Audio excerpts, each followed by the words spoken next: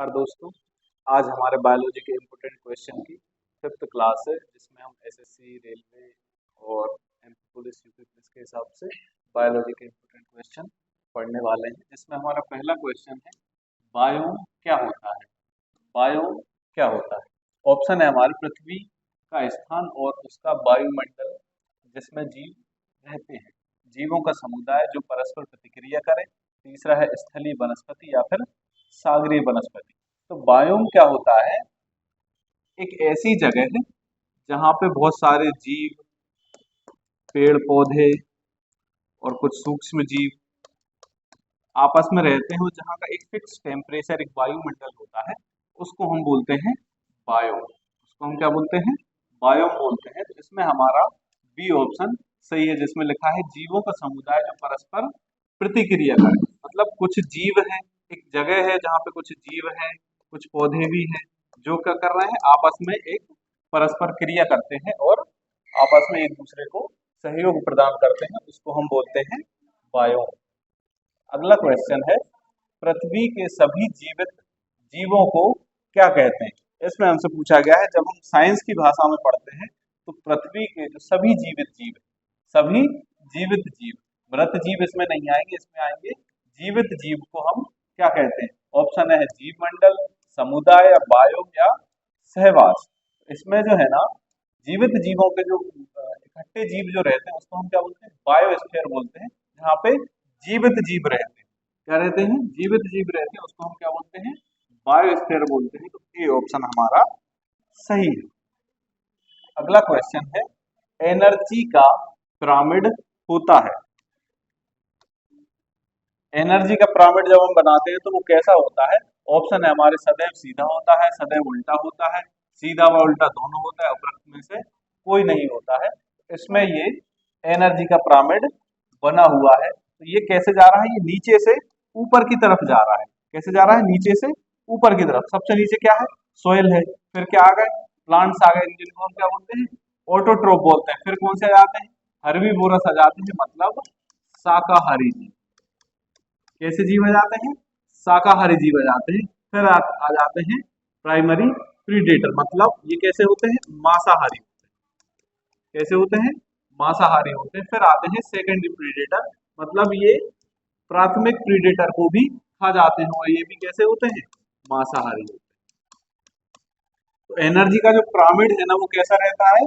Upright रहता है, मतलब सदैव सीधा रहता है, नीचे से ऊपर की तरफ जाता है। पौधे कैसे होते हैं? ऑटोट्रोफ, मतलब अपना भोजन स्वयं बनाते हैं। पौधे कैसे होते हैं? अपना भोजन स्वयं बनाते हैं। फिर जो शाकाहारी जीव होते हैं वो पौधों से अपना भोजन लेते हैं। फिर मांसाहारी होते हैं, वो इन जीवों को खा जाते हैं। फिर सेकेंडरी मांसाहारी, जो सेकेंडरी प्रीडेटर होते हैं, वो इन्हें भी खा जाते हैं। तो हमारा जो एनर्जी का पिरामिड होता है वो कैसा होता है? सदैव सीधा होता है। अगला क्वेश्चन है, मृदा अपरदन को रोका जा सकता है। मृदा अपरदन क्या होता है? जमीन जो है, भूमि है, मतलब उपजाऊ भूमि या फिर बंजर भूमि, जैसी भी भूमि है, तो बहुत ज्यादा बारिश या बहुत ज्यादा हवा से क्या होता है? भूमि के कण जो होते हैं वो एक जगह से दूसरी जगह चले जाते हैं, जिससे क्या होता है? मृदा का अपरदन होता है। कई बार क्या होता है? खेत ढालू अवस्था में होते हैं और पानी गिरता है, तो जो उपजाऊ ऊपर की जो जमीन होती है, उपजाऊ जमीन होती है, वो क्या क्या होता है? पानी के साथ बह के नदी नालों में पहुंच जाती है, और जमीन की उपजाऊ क्षमता कम हो जाती है, और कई बार इसमें नालियां बन जाती है, जिसको हम बोलते हैं रिल इरोजन। जिसको हम क्या बोलते हैं?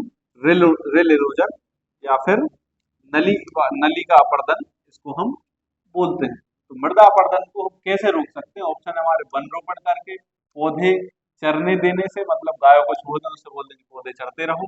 तीसरा ऑप्शन, भूमि को ढालू बनाकर। तो चौथा ऑप्शन है, भूमि की उर्वरता को बढ़ाकर।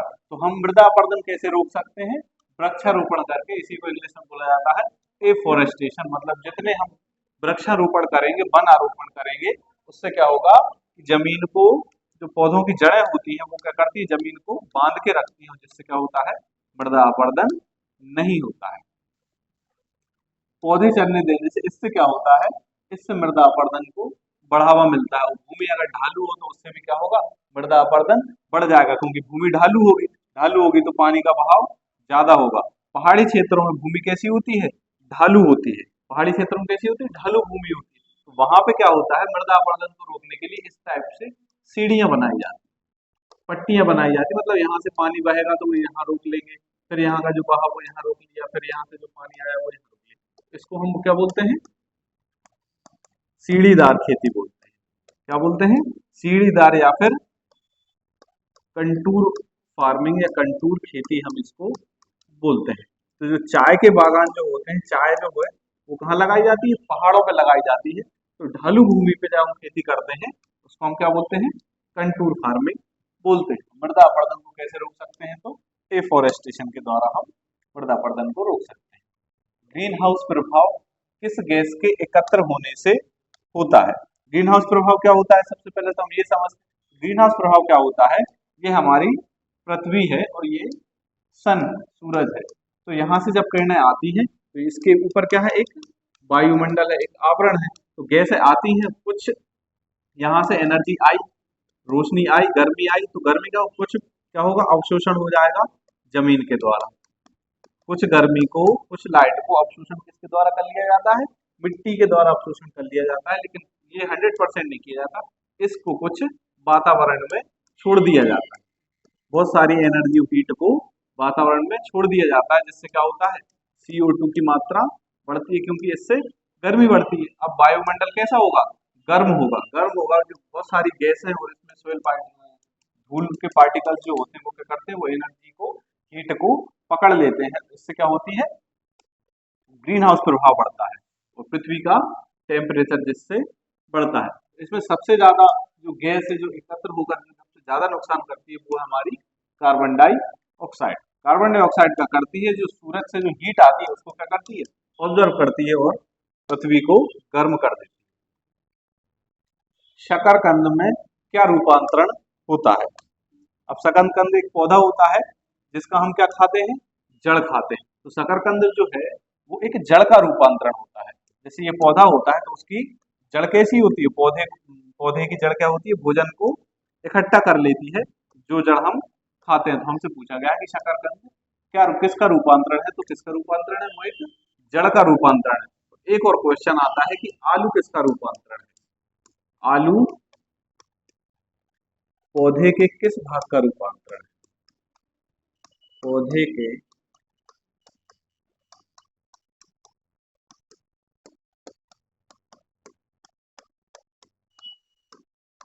किस भाग का रूपांतरण है। अधिकतर एग्जाम में पूछा जाता है और हम क्या लगा देते हैं, जड़ लगा देते हैं। लेकिन आलू क्या है, एक तना है। आलू जो हम खाते हैं वो क्या होता है, तने का रूपांतरण होता है।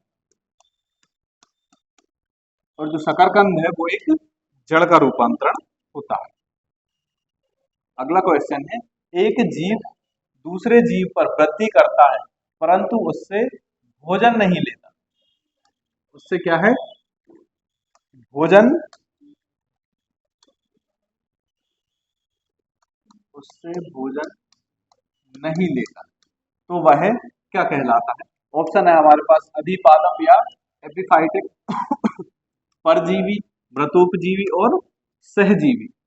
तो सहजीवी क्या होते हैं, सहजीवी तो वो होते हैं जो एक मतलब दो जीव है मान लो, तो सहजीवी क्या होते हैं, ये अगर किसी जीव पर आश्रित है तो ये इसको भोजन प्राप्त करेगा, ये इसको भोजन देगा।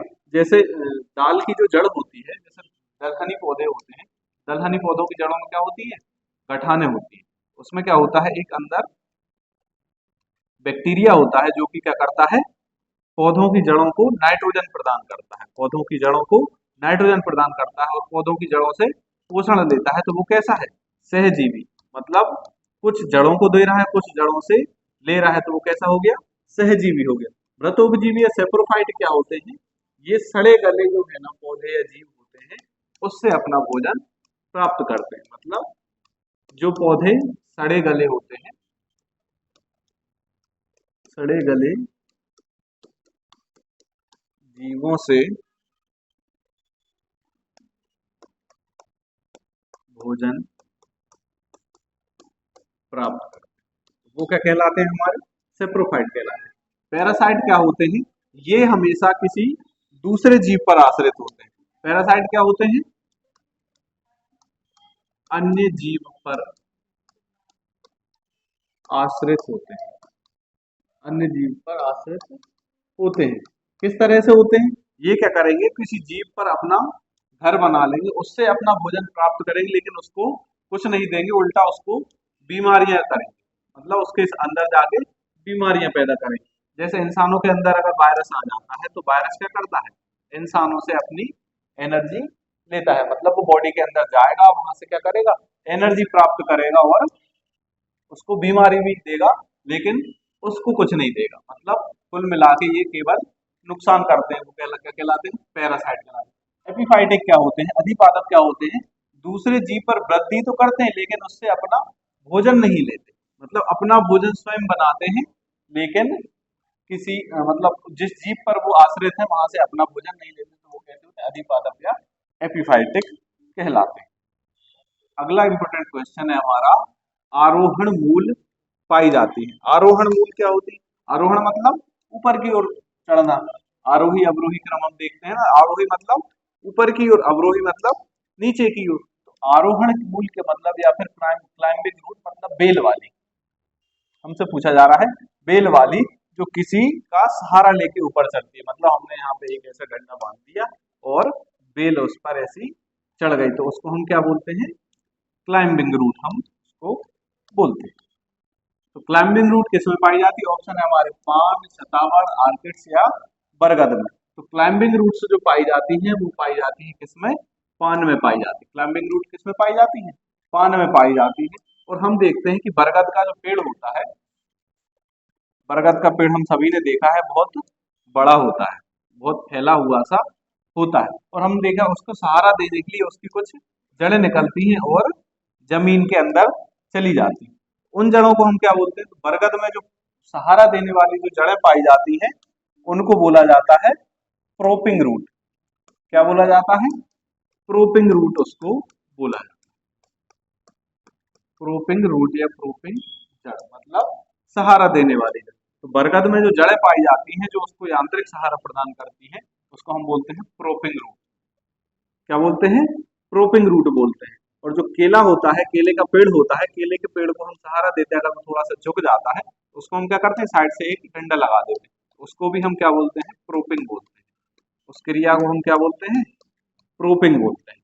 तो आरोहण मूल या फिर क्लाइंबिंग रूट किसमें होती है? पान में होती है। बरगद की जो जड़ें होती हैं वो कैसी होती है? प्रोपिंग रूट्स कहलाती है। निम्न में से अभ्रूणपोषी बीज कौन सा होता है? तो सबसे पहले हम समझते हैं कि अभ्रूणपोषी या भ्रूणपोषी क्या होते हैं। ऐसे बीज जिनमें क्या पाया जाता है? कोटिलिडन या फिर बीज पत्र पाए जाते हैं। जैसे हम देखते हैं कि मक्का का पौधा हम देख लेते हैं, या फिर हम देखते हैं यहाँ का चने का पौधा देखते हैं, तो चने का जो बीज होता है, तो चने के बीज में क्या होता है, हम देखते हैं कि उसको हम बीच में से तोड़ सकते हैं, मतलब उसकी हम दाल बना सकते हैं। तो जो बीज पत्र जो पाए जाते हैं उसमें क्या होता है, जब पौधा नया बनता है, मतलब एक बीज से जब नया पौधा उगता है, तो ये जो कोटिलेडन होते हैं ये उसको क्या करते हैं? एनर्जी प्रदान करते हैं। क्या करते हैं? एनर्जी प्रदान करते हैं। तो वो कैसे होते हैं? भ्रूणपोषी होते हैं। वो नहीं, वो कैसे होते हैं? अभ्रूणपोषी इनको हम बोलते हैं। अभ्रूणपोषी इनको हम बोलते हैं, मतलब इनमें क्या होता है? कोटिलिडन होता है। कोटिलिडन इनको क्या करता है? एनर्जी प्रदान करता है। ये कैसे होते हैं? अभ्रूणपोषी होते हैं। भ्रूणपोषी कौन से होते हैं? भ्रूणपोषी होते हैं जैसे हम देखते हैं गेहूं। गेहूं में क्या होता है? अंदर क्या भरा होता है? भ्रूण भरा होता है। इसको इंग्लिश में हम बोलते हैं एंडोस्पर्म। क्या बोलते हैं? एंडोस्पर्म हम बोलते हैं। अंदर क्या भरा होता है? एंडोस्पर्म। तो गेहूं की हम क्या कर सकते हैं? दाल नहीं बना सकते। गेहूं की दाल हम नहीं बना सकते, लेकिन हम चने की दाल बना सकते हैं। तो चने में क्या होते हैं?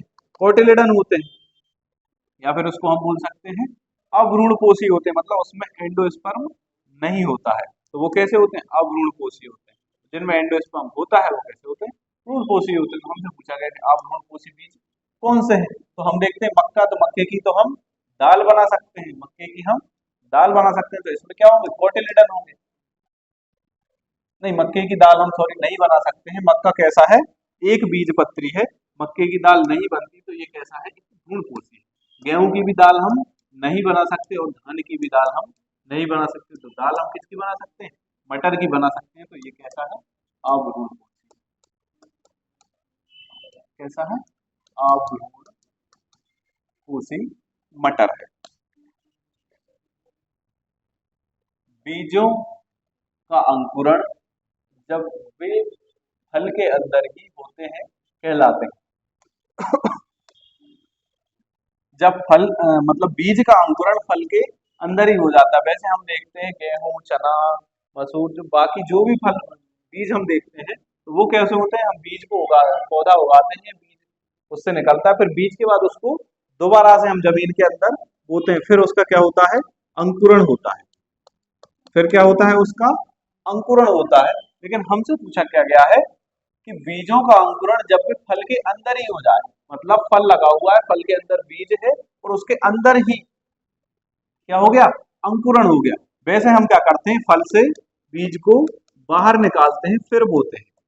फल से बीज को क्या करते हैं, हम बाहर निकाल लेते हैं। जैसे हमें आम का बीज लगाना है तो हम क्या करेंगे, आम के बीज को, गुठली को हम बाहर निकालेंगे फिर लगाएंगे, फिर होगा। लेकिन यहाँ क्या हो रहा है, बीजों का अंकुरण फल के अंदर ही हो रहा है।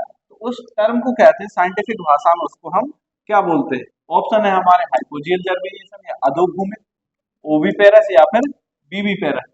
ऐसे बीज जो फल के अंदर ही, मतलब फल से बाहर भी नहीं निकले, मतलब जैसे आम है तो आम के अंदर क्या होती है, गुठली, गुठली को हम बाहर निकालते हैं फिर उसको लगाते हैं, तब क्या होता है, उसका अंकुरण होता है। लेकिन हमने उसको फल से बाहर ही नहीं निकाला और अंदर ही क्या हो गया, उसका अंकुरण हो गया। तो ऐसे बीजों को हम क्या बोलते हैं, बीबी पेरस। क्या बोलते हैं हम, बीबी पेरस बोलते हैं। तो बीजों का अंकुरण जब भी फल के अंदर ही अंकुरित हो जाते हैं तो उसको हम क्या बोलते हैं, बीबी पेरस बोलते हैं। अब एक और इसमें टर्म लिखी हुई है, हाइपोजियल जर्मिनेशन। जर्मिनेशन जो है ना, दो टाइप का होता है। जर्मिनेशन कितने टाइप का होता है, दो टाइप का होता है। पहला होता है क्या, इपीजियल, इपीजियल। दूसरा कैसा होता है, हाइपोजियल। दूसरा कैसा होता है, हाइपोजियल जर्मिनेशन, जो हमसे यहाँ पे पूछा गया है। तो हाइपोजियल जर्मिनेशन क्या होता है, इसमें जो जैसे हम कोई भी बीज लगाते हैं तो बीज कैसा होता है, बीज अंदर रह जाता है और उसका पौधा बाहर निकल आता है उससे। इपीजियल में क्या होता है, बीज के जो कोटिलेडन होते हैं ना, वो कोटिलेडन जो है बाहर, बीज के साथ मतलब अंकुरण के पश्चात वो कोटिलेडन कहाँ हो जाते हैं, बाहर निकल आते हैं। मतलब इस टाइप, जैसे हमने आम का पौधा देखा है तो आम में क्या होता है, कोटिलेडन उसके बाहर निकल आते हैं तो उसको बोलते हैं हम इपीजियल, और जो अंदर रह जाते हैं तो उसको हम बोलते हैं हाइपोजियल। आया समझ में, मतलब जब हम किसी बीज को बोते हैं तो वो बीज अंदर है, उसमें से जो पौधा निकला वो बाहर आ गया तो उसको हम बोल देंगे हाइपोजियल। और अगर हमने बीज को बोया, वो बीज के कोटिलेडन बाहर आ गए, जैसे हम घर में कभी कभी लगाते हैं, लौकी वगैरह लगाते हैं तो उसके बीज कैसे होते हैं, बीज हमने लगाया, बीज कैसा होता है, जमीन के बाहर निकल के आ जाता है और उसमें से ही पत्तियां फिर ऊपर बनने लगती है, उसको हम बोलते हैं इपीजियल।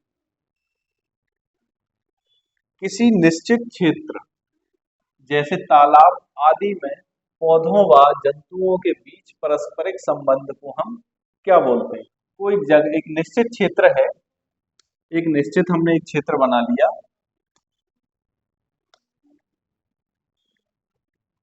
एक निश्चित क्षेत्र है, उसके अंदर क्या है, बहुत सारे पौधे हैं, पौधे हैं और तालाब भी है और उसके अंदर बहुत सारे जंतु भी हैं। एक सिस्टम बन गया, क्या बन गया, एक सिस्टम बन गया। मतलब पौधे क्या कर रहे हैं, पौधे ऑक्सीजन दे रहे हैं, कार्बन डाइऑक्साइड ले रहा है, उस ऑक्सीजन को यूज कौन कर रहा है, जो जीव हैं, यहाँ पे कुछ जीव घूम रहे हैं, वो क्या कर रहे हैं, ऑक्सीजन को ले रहे हैं। पौधे क्या कर रहे हैं, तालाब से पानी ले रहे हैं, यहाँ पे भी कुछ अंदर भरे हुए। तो एक क्या है, एक सिस्टम बन गया, एक इको सिस्टम बन गया। ऐसी स्थिति को हम क्या बोलते हैं, हम उसको बोलते हैं इको सिस्टम, हम बोलते हैं, क्या बोलते हैं, इकोसिस्टम। एक इकोसिस्टम एक तैयार हो जाता है तो किसी निश्चित क्षेत्र जैसे तालाब आदि में पौधों व जंतुओं के बीच पारस्परिक संबंध जब होता है तो उसको हम क्या बोलते हैं, इकोसिस्टम हम बोलते हैं।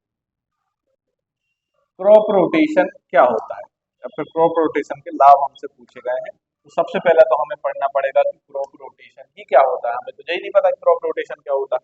तो क्रॉप रोटेशन क्या है, एक जमीन, तो खेत तो हमारा फिक्स है, खेत हमारा फिक्स है, लेकिन हम उसमें क्या कर रहे हैं, क्रॉप को रोटेट कर रहे हैं। रोटेट मतलब फसल को नहीं घुमा रहे हैं, हम दूसरी फसल बो रहे हैं। तो पहले हमने क्या किया, चना बो दिया।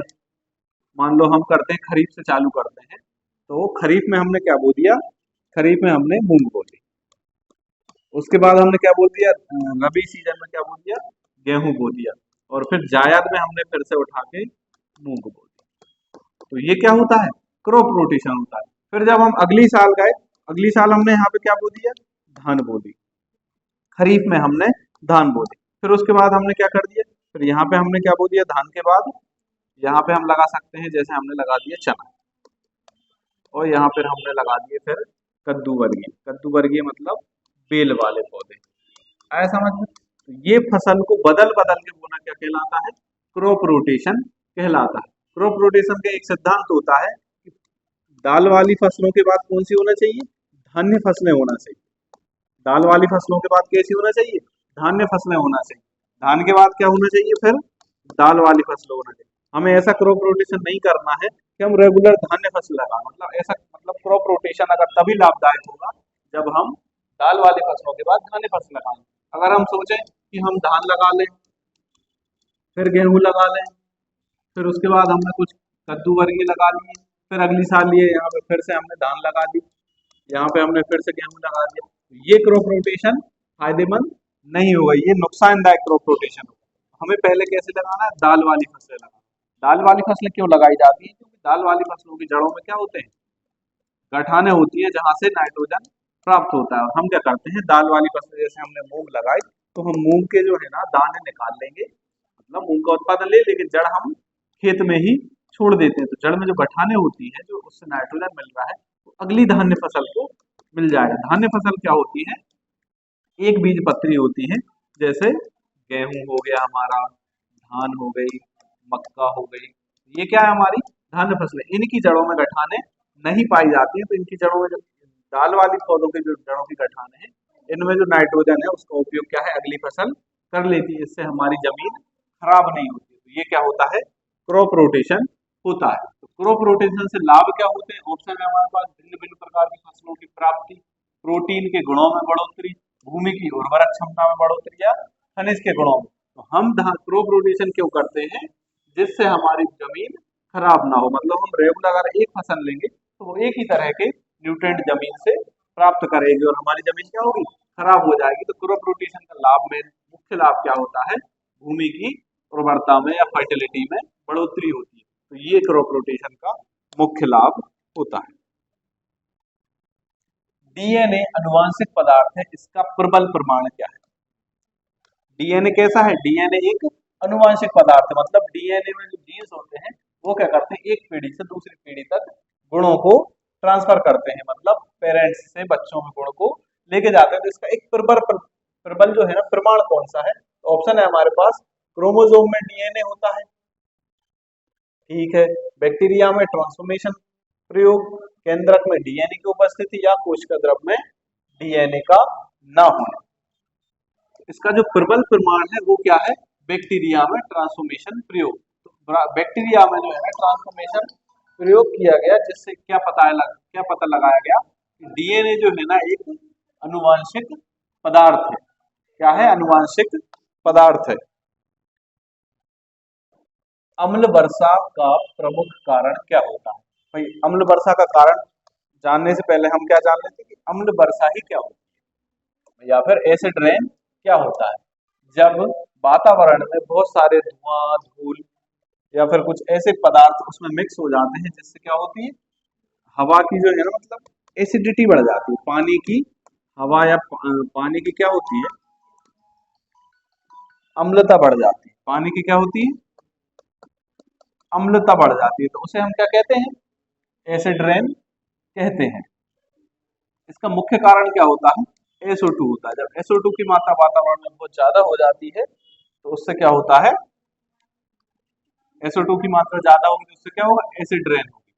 तो इसका हमारे ऑप्शन क्या है, प्रमुख कारण क्या होता है, वायु प्रदूषण द्वारा CO2 की मात्रा में वृद्धि, जंगलों की कटाई, वायु प्रदूषण द्वारा SO2 की मात्रा में वृद्धि, या फिर उपयुक्त सभी। इसका जो मुख्य कारण है, हमसे प्रमुख कारण पूछा गया है। हमसे क्या पूछा गया है, प्रमुख कारण, वैसे तो कारण ये सारे भी हैं लेकिन हमसे प्रमुख कारण पूछा गया है। तो प्रमुख कारण क्या है? वायु प्रदूषण द्वारा SO2 की मात्रा में वृद्धि से क्या होती है? अम्ल वर्षा होती है। और अम्ल वर्षा का जो pH होता है वो होता है 5 से 5.5। 5 से 5.5 मतलब हल्का अम्लीय। हल्का अम्लीय। अगर ये अम्लीय वर्षा अगर होती है तो कई बार क्या होता है, वनस्पति को बहुत ही ज्यादा नुकसान उठाना पड़ता है। क्या होता है? बहुत ज्यादा नुकसान उठाना पड़ता है। भारत में मृदा अपरदन का सबसे गंभीर कारण है। भारत में मृदा अपरदन का सबसे गंभीर कारण कौन सा है? ऑप्शन है हमारे पास, वायु द्वारा मिट्टी का उड़ना, जल बाढ़ द्वारा मिट्टी का विस्थापन, शुष्क दशाएं या फिर वन कटाव। तो हमसे पूछा गया है सबसे गंभीर कारण। बाकी ये भी कारण है मृदा अपरदन का, ये भी कारण है वायु द्वारा मिट्टी का उड़ना, ये भी मृदा अपरदन का एक कारण है, लेकिन ये बहुत ही गंभीर कारण नहीं है। तो हमसे पूछा गया है गंभीर कारण, तो वो है वनों का कटाव। क्या है? वनों का कटाव। अगर हम वनों के कटाव को रोक देंगे तो ये सारे कारण अपने आप ही खत्म हो जाएंगे। जब बहुत ज्यादा जंगल रहेंगे तो वहां क्या होगा? वायु द्वारा मिट्टी उड़ ही नहीं पाएगी क्योंकि वहां पे जंगल रहेंगे। दूसरा, जल बाढ़ द्वारा मिट्टी का विस्थापन। अगर पौधे रहेंगे तो उसको बांध के रखेंगे तो बाढ़ के द्वारा क्या होगा? मिट्टी का विस्थापन नहीं होगा, शुष्क दशाएं भी नहीं बनेगी। जहाँ पौधे रहेंगे तो वहां पे ठंडक रहेगी। तो गंभीर कारण कौन सा है? वन का कटाव एक बहुत ही गंभीर कारण है मृदा अपरदन का। मृदा कण की सतह पर मजबूती से चिपकी पतली जल परत कहलाती है। जब हम पौधों में पानी देते हैं, उसको हम समझते हैं, जब हम पौधों में पानी देते हैं तो वो पानी क्या होता है? मतलब कई पार्ट में डिवाइड रहता है। मतलब हम अगर 1 लीटर पानी पौधे को दे रहे हैं तो 1 लीटर पौधे को नहीं मिलता है। क्या होता है? जैसे ही हमने खेत में पानी छोड़ा, जैसे ही हमने खेत में पानी छोड़ा तो पानी कैसा होगा? फुल होगा। भूमि कैसी होगी? संतृप्त हो जाएगी। तो जो कुछ पानी क्या होगा? ग्रेविटेशनल वाटर, ग्रेविटेशनल फोर्स के थ्रू कैसा चला जाएगा? जड़ों की पहुंच से दूर चला जाएगा। हमने देखा कि हमारे पौधे की जड़ कहाँ है? यहाँ तक है, लेकिन पानी नीचे पहुंच गया। उसको हम क्या बोलेंगे? Gravitational water. उसको हम क्या बोल देते हैं? Gravitational water. मतलब वो ग्रेविटी या फोर्स की वजह से कैसा चला गया? बिल्कुल जमीन के नीचे उतर गया, पौधों की जड़ों से बाहर निकल गया। तो उसको हमने बोल दिया ग्रेविटेशनल वाटर। कुछ पानी क्या होता है? अब नीचे चला गया, लेकिन कुछ पानी क्या है? यहीं पे है। कुछ पानी क्या है? यहीं पे है, जो मिट्टी के कणों से चिपक जाता है। मतलब वो पौधे को नहीं मिल रहा है, लेकिन मिट्टी के कणों से इतनी तेजी से चिपका हुआ है कि पौधे उसे निकाल ही नहीं पा रहा, मिट्टी को गीला बना हुए। उसको हम बोलते हैं कौन सा? Hygroscopic water. जो पानी पौधों को मिलता है, मतलब ऐसा पानी जो पौधे जाइलम के थ्रू अपना जीवन यापन करते हैं जिस पानी से, उसको हम बोलते हैं कैपिलरी वाटर। और रन अवे वाटर क्या होता है? जो एकदम से बह के नदी नालों में चला जाता है, तो उसको बोलते हैं रन अवे वाटर। तो हमसे पूछा गया है मृदा कण की सतह पर मजबूती से चिपकी पतली जल की परत क्या कहलाती है? तो अभी हमने पढ़ा कि जो मिट्टी के कणों से चिपके रहते हैं उसको हम बोलते हैं हाइग्रोस्कोपिक वाटर। कौन सा वाटर बोलते हैं हम उसको? Hygroscopic water. जल क्रांति या फिर वाटर लॉगिंग कहाँ होती है? अब वाटर लॉगिंग ही तो हमें पता नहीं क्या होती है, तो हम पहले पढ़ेंगे वाटर लॉगिंग क्या होती है। वाटर लॉगिंग क्या होती है? मिट्टी में जो है ना पोर्स पाए जाते हैं। मिट्टी कैसी होती है? मिट्टी में हवा भी होती है। मतलब मिट्टी के जो पोर्स होते हैं, अगर उसको बिल्कुल फुल भर दिया, हमने पानी दिया, तो पानी से क्या है? मिट्टी के पोर्स छोटे बड़े सारे पोर्स कैसे होगा? बिल्कुल फुल हो गए। मतलब मिट्टी में हवा जाने की जगह ही नहीं बची। मतलब उसके जितने भी पोर्स थे, जितने भी छिद्र थे, वो बिल्कुल फुल भर गए। ऐसी स्थिति को हम बोलते हैं क्या? Water logging. तो वो कहाँ पे होती है? हमसे पूछा गया है, जो मिट्टी के संबंध में हमसे पूछा गया है। ऑप्शन है हमारे पास, चिकनी मिट्टी में, दोमट मिट्टी में, बजरी मतलब रेतीली जमीन में, ग्रेवल मतलब जो मोटी रेतीली जमीन होती है उसमें, या फिर बालू मिट्टी या फिर सैंड जिसको हम बोलते हैं, रेत की होती है। तो सबसे ज्यादा वाटर लॉगिंग होती है चिकनी मिट्टी में। कहाँ होती है? चिकनी मिट्टी में। क्योंकि चिकनी मिट्टी में क्या होते हैं? पोर्स बहुत ही छोटे होते हैं। मतलब वो बहुत ज्यादा पानी को सोख के रखती है और उसको छोड़ती नहीं है, तो वाटर लॉगिंग की कंडीशन बन जाती है। हम देखते हैं जब हम एक गमला लगाते हैं उसमें थोड़ी सी रेत मिला देते हैं। रेत क्यों मिलाते हैं? ताकि पानी थोड़ा सा रेत के थ्रू कैसा है? नीचे चला जाए। अगर चिकनी मिट्टी होगी तो जड़ों को बिल्कुल चिपक जाएगी, जड़ों से उन्हें क्या होगी? ऑक्सीजन भी नहीं मिल पाएगी। तो वाटर लॉगिंग की कंडीशन पौधों के लिए हानिकारक होती है। तो वो सबसे ज्यादा कहाँ होती है? चिकनी मिट्टी में वाटर लॉगिंग सबसे ज्यादा होती है। अगला क्वेश्चन है, खाद्य कड़ी या फूड चेन में शाकाहारी होते हैं। फूड चेन अभी हम थोड़ी देर पहले पढ़ रहे थे कि सबसे पहले क्या था, यहाँ पे ऐसे हमने पढ़ा था एक पिरामिड। सबसे पहले क्या था? मिट्टी थी। मिट्टी के बाद क्या थे? पौधे थे। मिट्टी के बाद पौधे थे। फिर कैसे थे? प्राथमिक उपभोक्ता थे। प्राथमिक उपभोक्ता जो कि कैसे होते हैं?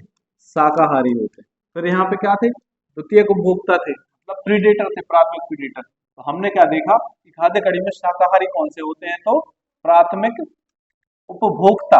प्राथमिक उत्पादक हम नहीं बोल सकते उसको, क्योंकि उत्पादक तो पौधे ही होते हैं। तो प्राथमिक उपभोक्ता क्या होते हैं? शाकाहारी होते हैं। फूड चेन में प्राथमिक उपभोक्ता कैसे होते हैं? शाकाहारी होते हैं। शाकाहारी में आती है हमारी गाय, भैंस, बकरी। पादपों को मिट्टी से जो जल मिलता है वह, अभी हमने थोड़ी देर पहले पढ़ा कि जो जब हम पानी देते हैं तो कुछ पानी कैसा होता है? ग्रेविटेशनल फोर्स के जरिए नीचे चला जाता है, कुछ बहाव के जरिए चला जाता है, कुछ मिट्टी के कणों से चिपका रहता है, कुछ पानी क्या है? पौधों द्वारा लिया जाता है। तो जो ग्रेविटेशनल वाटर कहाँ जाता है? नीचे जाता है। बहने वाला पानी बह जाता है। फिर कुछ पानी कैसा होता है? हाइग्रोस्कोपिक होता है, जो कि मिट्टी के कणों से चिपका रहता है। और एक होता है कैपिलरी वाटर, जो कि पौधों को प्राप्त होता है। तो हमारे क्वेश्चन का आंसर क्या है? कैपिलरी या कोशिका जल। तो पादपों को मिट्टी से जो जल प्राप्त होता है वो होता है कैपिलरी वाटर। पादप जो चट्टानों की सतह पर उगते हैं, ऐसे पौधे जो चट्टानों की सतह पर उगते हैं वो कौन से होते हैं? ऑप्शन है हमारे लिथोफाइट्स, एरोमोफाइट्स, कैस्मोफाइट या फिर सेमोफाइट्स। तो जो पौधों चट्टानों पे जो पौधे उगते हैं, हम देखते हैं कि जंगलों में कुछ पौधे चट्टानों के ऊपर उगे रहते हैं, तो वो कौन से पौधे कहलाते हैं? लिथोफाइट्स कहलाते हैं। कौन से पौधे कहलाते हैं? लिथोफाइट्स कहलाते हैं। लेकिन हमारे पास तीन ऑप्शन ये भी है, तो ये कौन से प्रकार के पौधे हैं? तो एरेमोफाइट्स जो पौधे होते हैं वो कैसे होते हैं? ये होते हैं कम पानी वाले। कम पानी या फिर अधिक गर्मी सहन कर जाते हैं। ये कैसे होते हैं? कम पानी लेते हैं, अधिक गर्मी और थोड़ी सी सूखी जमीन में ये रहते हैं। तो ऐसे पौधों को हम क्या बोलते हैं? एरोमोफाइट बोलते हैं। फिर कैस्मोफाइट या चेस्मोफाइट जिसको हम बोलते हैं, वो कैसे होते हैं? ये कैसे होते हैं? अम्लीय भूमि में होते हैं। मतलब इन्हें कैसी जमीन चाहिए होती है? अम्लीय मृदा, अम्लीय भूमि इनको जरूरत होती है उगने के लिए। मतलब ऐसे पौधे जो अम्लीय भूमि पसंद करते हैं वो कैसे होते हैं? चेस्मोफाइट्स या कैस्मोफाइट्स को हम बोलते हैं। अब चौथा ऑप्शन है हमारा सेमोफाइट। सेमोफाइट में ऐसे पौधे होते हैं जो रेत में उगते हैं, मतलब अनस्टेबल जमीन। रेत कैसी होती है? अनस्टेबल होती है। मान लो रेत का कोई पहाड़ है ऐसा, तो वो क्या है? अनस्टेबल है। ऐसी जगह पे जो पौधे होते हैं उनको हम बोलते हैं सेमोफाइट्स, क्योंकि रेत अनस्टेबल होती है। भाई बहुत ज्यादा हवा चली हो रही है, रेत उड़ के दूसरी जगह चली जाएगी। अनस्टेबल होती है, अनस्टेबल जगह पे जहाँ पे जो पौधे होते हैं उनको हम बोलते हैं सेमोफाइट्स। और पादप जो चट्टानों पर उगते हैं, तो हमारा आंसर क्या है? लिथोफाइट्स। एक और आता है, इसमें बहुत सारे एग्जाम्स में पूछा जाता है, सियोफाइट्स। सियोफाइट्स, सियोफाइट्स क्या होते हैं? जो पौधे छाया को पसंद करते हैं। छाया को पसंद करते हैं। शेड लविंग प्लांट इनको हम बोल सकते हैं, जो कि शेड में रहते हैं, धूप में नहीं उगते, तो उनको हम क्या बोलते हैं? शियोफाइट हम उसको बोलते हैं। मियोसिस की किस स्टेज पर, मियोसिस की किस स्टेज पर गुणसूत्रों की संख्या आधी हो जाती है? हमसे पूछा गया है मियोसिस। दो प्रकार से कोशिका विभाजन होता है, एक माइटोसिस और एक मियोसिस। तो माइटोसिस क्या होता है? माइटोसिस में एक सेल से दो सेल बनती है, जिनके गुणसूत्रों में कैसी होती है? समानता होती है, मतलब बिल्कुल सेम टू सेम होती है। लेकिन मियोसिस में क्या होता है? एक सेल से चार सेल बनती है। कितनी सेल बनती है? चार सेल बनती है, लेकिन गुणसूत्र आधे हो जाते हैं। इसमें हम देखते हैं तो माइटोसिस में अगर हम देखें तो गुणसूत्र कितने हैं? 20 हैं। तो इसकी जो डॉटर सेल होंगी उसमें भी 20-20 होंगे। लेकिन यहाँ अगर 20 है तो यहाँ पे कितने होंगे? 10-10 होंगे। कितने होंगे? 10 होंगे, मतलब गुणसूत्रों की संख्या आधी हो जाती है। तो माइटोसिस किसमें होता है? सोमेटिक सेल में होता है। किसमें होता है? सोमेटिक सेल में होता है। सोमेटिक सेल, या फिर जो हमारी सोमेटिक बॉडी जो होती है ना, बाकी सारे अंग में क्या होता है, माइटोसिस होता है। मियोसिस कहाँ होता है, ये होता है अपनी प्रजनन वाली सेल्स में, मतलब अंडाशय या फिर स्पर्म में क्या होता है, मियोसिस होता है। मियोसिस की किस स्टेज में गुणसूत्र की संख्या आधी हो जाती है? ऑप्शन है हमारे मेटाफेज, एनाफेज, मेटाफेज सेकंड या फिर एनाफेज सेकंड। तो एनाफेज फर्स्ट जो है ना, उसमें क्या होता है, मियोसिस की संख्या गुणसूत्रों की संख्या क्या हो जाती है, आधी हो जाती है। तो मियोसिस में एनाफेज फर्स्ट में क्या होता है, गुणसूत्रों की संख्या कैसे हो जाएगी, आधी हो जाएगी। डीएनए की खोज सर्वप्रथम किसने की थी? तो डीएनए की खोज सर्वप्रथम किसने की थी? ऑप्शन है हमारे पास फिशर, फ्लेमिंग, रॉबर्ट कोच या फिर अल्टमान। तो डीएनए की खोज जो की थी वो थे फिशर। फिशर ने बताया था कि डीएनए क्या होता है। फ्लेमिंग ने खोज की थी माइटोसिस, या फिर इसी को हिंदी में हम बोलते हैं समसूत्री विभाजन के।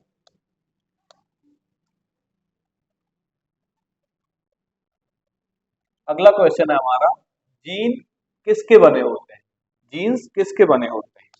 ऑप्शन है हमारे पास हिस्टोन, हाइड्रोकार्बन, पॉलीन्यूक्लियोटाइड्स या फिर लाइपोप्रोटीन या लिपोप्रोटीन हम जिसको बोलते हैं। तो जीन हमारे पॉलीन्यूक्लियोटाइड्स के बने होते हैं। डीएनए किससे बना होता है?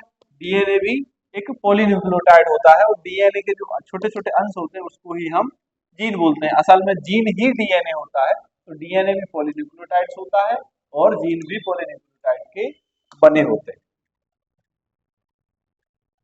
कोशिका शब्द किसने दिया था? भाई सेल शब्द जो है ना, सबसे पहले किसने यूज किया था?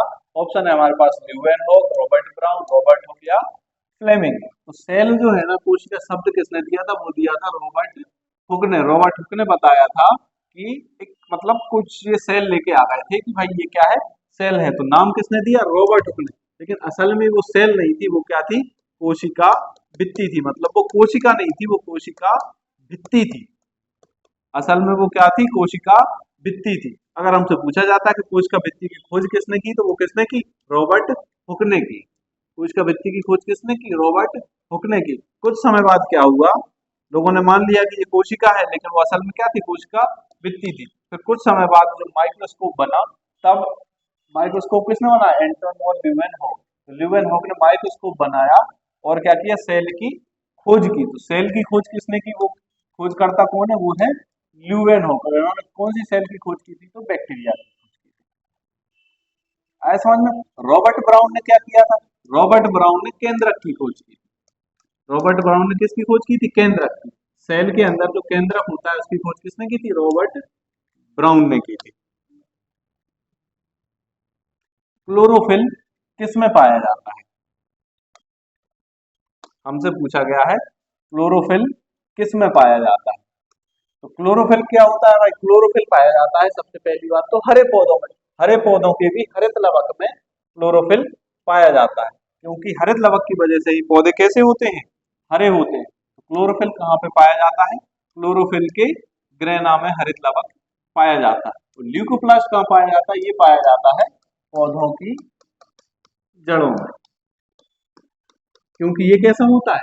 ये होता है रंगहीन, इसमें किसी भी तरह के रंग नहीं पाए जाते। क्लोरोप्लास्ट कैसा होता है? हरे रंग का। कैसा होता है? हरे रंग का